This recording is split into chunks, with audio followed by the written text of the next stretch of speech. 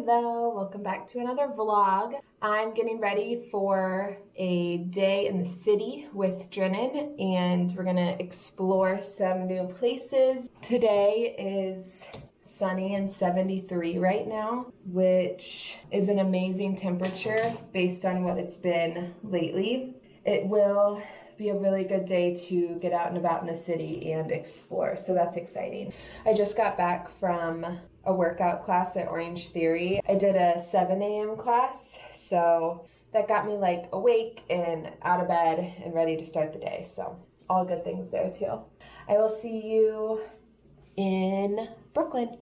Our first stop of the day is Emma's Torch in Brooklyn, and this is actually a really cool nonprofit with a meaningful mission. They provide free culinary training and job readiness programs for refugees, asylees, and survivors of human trafficking. The students in the program get hands-on experience through the company's cafes and catering business, and they also provide English classes, interview prep, and even a chef's knife and uniform. They're also paid while they're in the training program so they can actually support themselves and their families along the way. So not only is their food amazing, but the staff is wonderful and kind, and you're supporting a great cause. I'll have a link in the description of this video if you'd like to read into it more, or maybe even you can try it out next time you're in Brooklyn.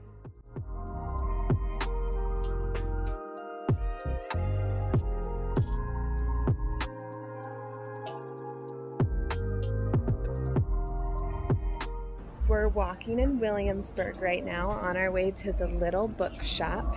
I found this on TikTok. It's like a small-owned business, a small-owned bookstore. I'm gonna get a coffee there, and we're gonna go book shopping and probably walk around the neighborhood a little bit because the next place doesn't open until noon, and it is 10:30 right now, so we have a little bit of time. Emma's Torch was delicious, and we'll hold this over until it's time for sushi later. So like I mentioned, this is the Little Bookshop in Williamsburg, and I found this on TikTok a while ago, but I hadn't made it over to Williamsburg to check it out until today. It's owned by a woman who always wished to own a little bookshop one day, so now that dream is a reality, and it makes the name really cute knowing the origin of it. They just opened up in 2025. Also, the owner's favorite thing is soup, and I think they sell that all year round. And the video I saw on TikTok mentioned that they wanted more than just books for their customers to enjoy, so they have soups, a full cafe, and they even have beer and wine. Unfortunately, we were there pretty early in the morning, so we had to settle for coffee and didn't get to try the soup. But apparently it's really good, and they have vegan and vegetarian options for each type of soup that they have as well. Then we found a shelf full of games, so of course we had to play a game of Uno to help pass the time before our next stop.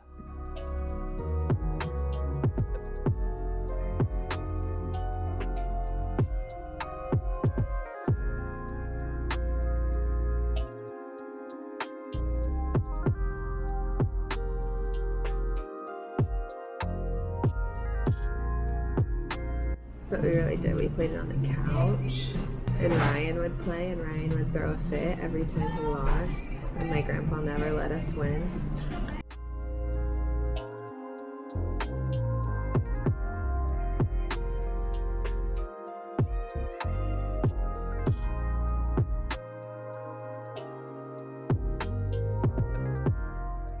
After leaving there, we decided to take a bus to Greenpoint, and when we got there, we ran across a few vintage antique stores, so we decided to check those out. We found a few fun things, but the prices were pretty high, unfortunately, which seems to be the case in a lot of the vintage stores here, but we always like to look around and explore them anyways.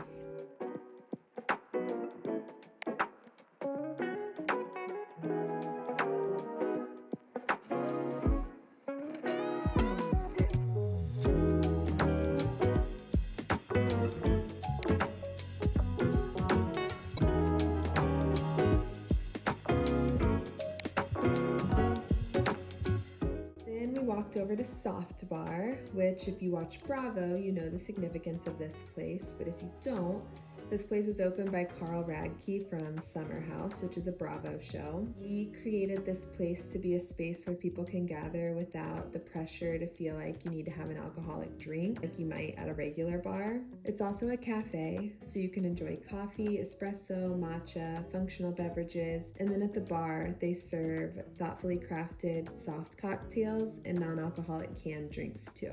It's super vibey in there, and honestly, I love everything about the design and decor. And this is actually our second time coming here. When we went that time, we tried a couple soft cocktails.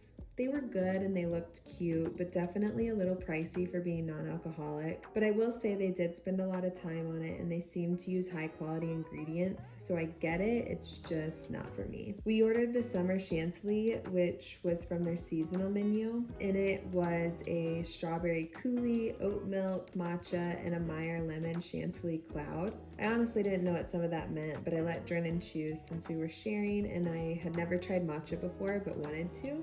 So I needed the drink to be something I knew Drennan would enjoy if I ended up only taking a few sips, which is what happened. But it was good. I just am not a matcha girly, so it wasn't for me.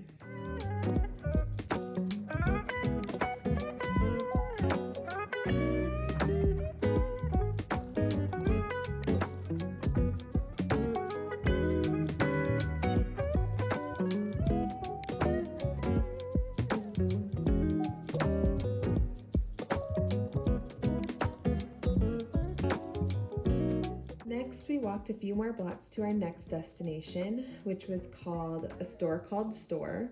And that was actually the name, Store Called Store. They had so many fun toys and stuff, and I even had my fortune read, which was so fun. Definitely giving nostalgic vibes, and the prices were not bad either. I think I could have spent so much time in that store because there were endless amounts of drawers and things to look through, but I knew I wasn't gonna actually buy anything that day, and we needed to keep the day moving and start heading to the MoMA in Long Island City.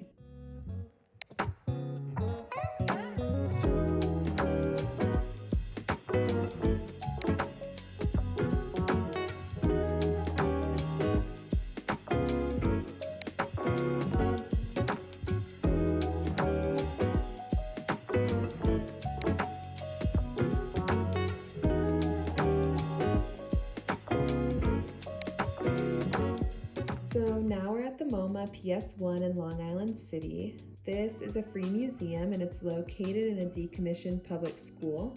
I had been to the MoMA previously and didn't enjoy it, and unfortunately the MoMA PS1 was no different for me.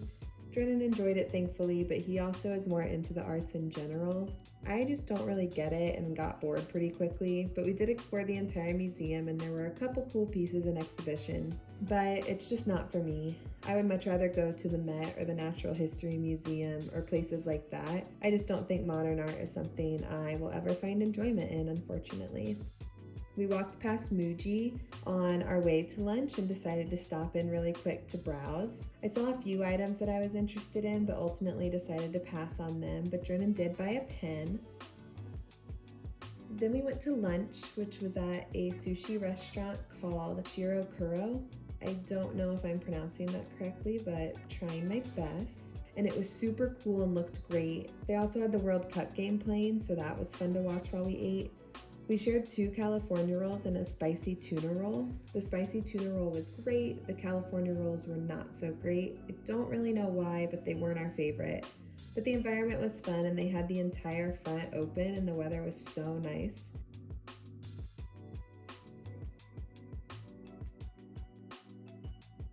So it was a great spot to eat and recharge before we continued on with our day to do a little clothes shopping.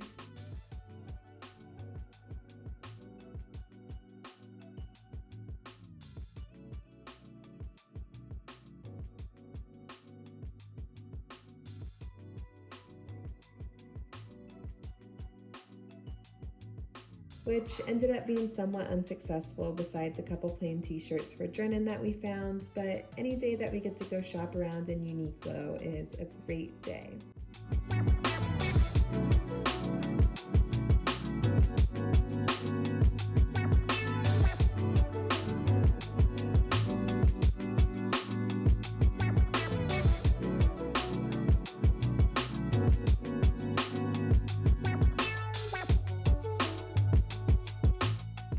started making our way back home and of course had to stop in CVS for a little sweet treat after such a long day of exploring.